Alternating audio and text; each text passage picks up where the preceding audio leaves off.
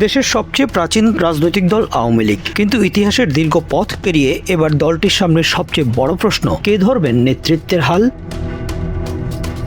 2024 সালের 5 আগস্ট ক্ষমতা হারানোর পর আওয়ামী লীগ এখন রাজনৈতিক, সাংগঠনিক ও আইনি 3 দিক থেকেই কঠিন সময় পার করছে।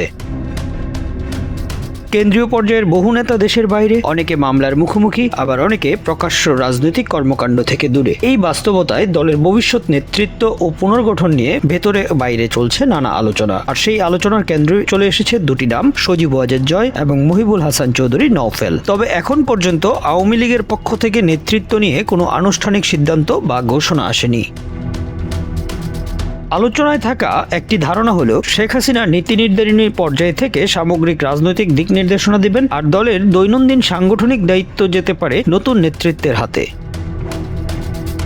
দলীয় নেতাদের একটি অংশ মনে করছে, আন্তর্জাতিক অঙ্গনে পরিচিতি, শেখ হাসিনার রাজনৈতিক আস্থাভাজন হিসেবে অবস্থান এবং দেশের বাইরে থাকা নেতাদের সঙ্গে যোগাযোগের সক্ষমতা এই সময়ে জয়কে গুরুত্বপূর্ণ করে তুলতে পারে। কিন্তু আপত্তিও আছে, জয় কখনো আওয়ামী লীগের পূর্ণকালীন সাংগঠনিক দায়িত্ব পালন করেননি, তৃণমূল রাজনীতির অভিজ্ঞতাও সীমিত।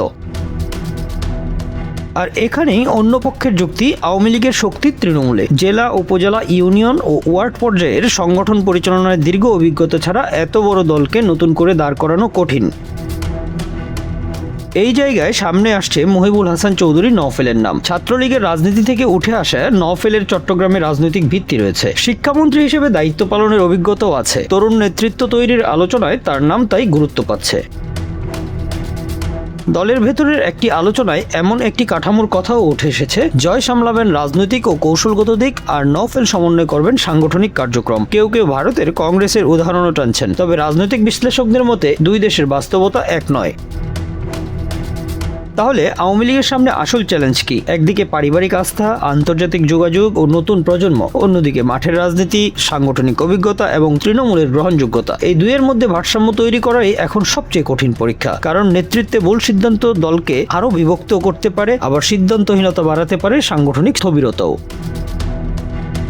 এই অবস্থায় আওয়ামী লীগের সামনে এখন শুধু প্রশ্ন, কে নেতৃত্ব দেবেন তা নয়, বড় প্রশ্ন, কোন কাঠামোয়, কোন কৌশলে এবং কতটা দ্রুত দলটি আবার রাজনৈতিকভাবে ঘুরে দাঁড়াতে পারবে। উৎপল দাস, বাংলা অ্যাফেয়ার্স।